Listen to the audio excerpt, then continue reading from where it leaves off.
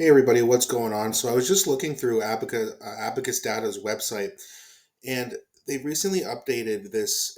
It's basically like they do a bunch of pollings if you're not familiar with Abacus Data, and they recently just updated as of February 22nd whether people want to re-elect Trudeau or they want to change. And I just wanted to show you this because this is a pretty bad news if you're a Justin Trudeau supporter. So the green line here, which is at 51%, is time for change with a good alternative, aka they like either Jagmeet Singh or mostly Pierre Poilievre. The gray line, which is a bit hard to see, so this one's at 34, which means time for change, but there's no good alternative. So they don't like Trudeau, but they don't like anyone else either. And then way down here at the bottom, there's this red line, 15%, which is people who are in favor of re-electing Justin Trudeau's Liberals. That's essentially an approval rating of about 15%.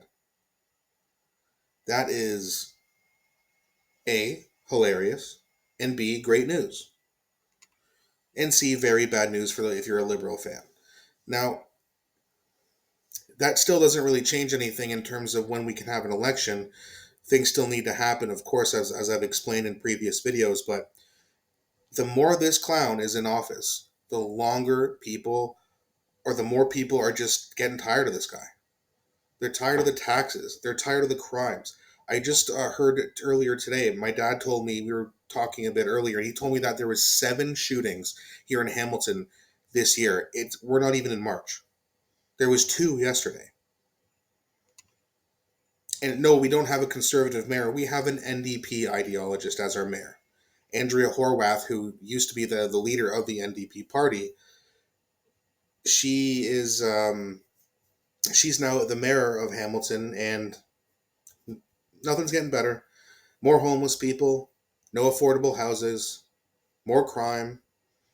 We lost bus services for about a week and a half, and then she eventually caved and gave the union bus drivers exactly what they wanted.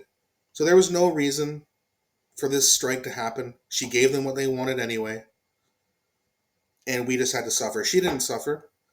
The bus drivers didn't suffer. But if you need the bus, you suffered. So of course, you elect an NDP ideologist, and what happens? We suffer. So that's why a lot of people are, 34% are saying, there's no good alternative. I kind of agree with them. Like, I don't think Pierre Poilievre is going to be this super savior of Canada. I hope he can, but I just have a really hard time trusting career politicians. Okay? You got to show me first. If you want me to believe you, fine. But the only reason I'm even voting conservative is because I feel I have no choice. I don't want to vote conservative, but I have to. Because I'm not voting for Trudeau, and I'm sure as hell not voting for that idiot Jagmeet Singh either.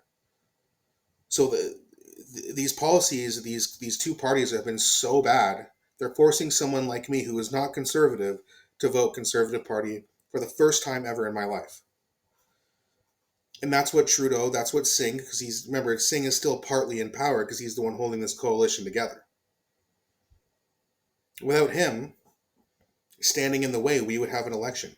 And that's why you're seeing people go more and more towards the conservatives, because they feel like me. Even if they're not conservative, they're thinking, well, who else am I going to vote for? We want an election. We deserve an election. Trudeau's not going to call one, and Jagmeet Singh won't break off his coalition. So what do? Well, we're just going to have to wait and then make sure that we get a solid, not just a solid majority, I want a super majority.